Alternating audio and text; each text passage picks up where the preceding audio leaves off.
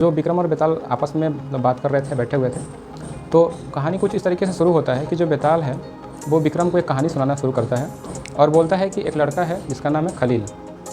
वो रहता है बेरत में। बेरत क्या है? बेरत जो है वो लेबनान का कैपिटल सिटी है। लेबनान का कैपिटल है बेरत। तो लेबनान का जो कैपिटल है बेरत, यहाँ पे रहता है ये खलील।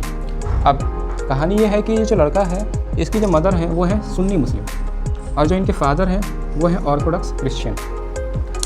अब हम ये देखेंगे कि जो यहाँ पे बेरत है, मतलब लेबनान में, क्योंकि ये बहुत ही कॉमन चीज़ है आज के मॉडर्न सोसाइटी में देखें तो अलग अलग जो रिलीजन है वो मतलब एक तरीके से लोग आपस में इंटरमिंगल हो जाते हैं। ये कॉमन चीज़ है और इसी की वजह से हम देखते हैं कि इनके इंटरमिंगल होने की वजह से ही यहाँ पे सिविल वॉर हुआ था और इस सिविल वॉर में बहुत सारे लोग मारे गए थे। यहाँ तक कि जो इनके अंकल थे खलील, उनकी भी डेथ हो गई थी इसमें। तो उसके बाद क्या हुआ कि यहाँ के जो लोग थे उन्होंने पावर को डिस्ट्रीब्यूट करने को सोचा और कुछ एक तरीके से एक एग्रीमेंट बनाया। और उसमें एग्रीमेंट क्या था? एग्रीमेंट ये था कि अब आगे से जो भी ये लेबनान का जो भी प्रेसिडेंट होगा वो बिलोंग करेगा मैरोनिट सेक्ट ऑफ कैथोलिक क्रिश्चियन, यानी कि जो भी प्रेसिडेंट बनेगा वो सिर्फ कैथोलिक क्रिश्चियन का जो मैरोनिट सेक्ट है उसी से आदमी बन सकता है। अगर दूसरा कोई रिलीजन का आदमी है, अगर वो प्रेसिडेंट बनना चाहे तो वो प्रेसिडेंट नहीं बन सकते हैं। उसके अलावा जो यहाँ पे प्राइम मिनिस्टर का पोस्ट था वो रिजर्व कर दिया गया फॉर सुन्नी मुस्लिम।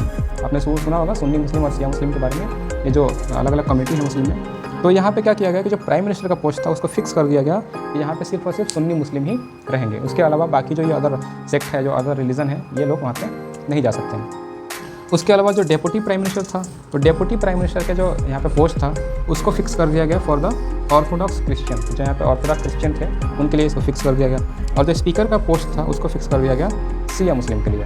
अब ये मैंने क्यों बताया? क्योंकि ये जो यहाँ पे खलील है ये काफ़ी एक तरीके से एम्बिशियस आदमी है, बहुत ही बुद्धिमान आदमी है और ये पॉलिटिकल आदमी है। ये पॉलिटिक्स में काफ़ी ज़्यादा इंटरेस्ट लेता है। तो ये चाहता है कि इसको काफ़ी हायर पोस्ट मिले, लेकिन अब क्योंकि इसकी मदर सुन्नी मुस्लिम है और फादर ऑर्थोडॉक्स मुस्लिम है, तो ये दोनों में से किसी के रिलीजन को फॉलो नहीं करना चाहता है और करता भी नहीं है।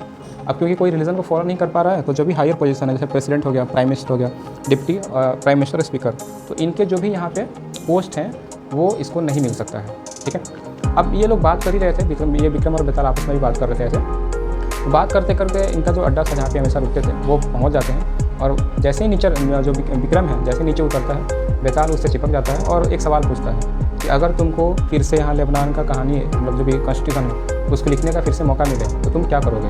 अब ये सवाल मैं आपके ऊपर छोड़ता हूँ कि अगर आपके साथ भी ऐसा हो, क्योंकि ये आपके लिए ही पूछा गया है कि अगर आपको ऐसा फिर से राइट मिले तो आप क्या करोगे? फिर से इसको रीराइट करोगे, यानी कि इसको बदलोगे, या फिर इसको जो पुराना वाला है वही छोड़ दोगे? ठीक है। अब हम बात करते हैं फॉर्म्स ऑफ पावर शेयरिंग, यानी कि पावर के कितने टाइप हो सकते हैं, पावर को कितने तरीके से डिस्ट्रीब्यूट कर सकते हैं। तो चलिए हम बात करते हैं टाइप्स ऑफ पावर शेयरिंग का।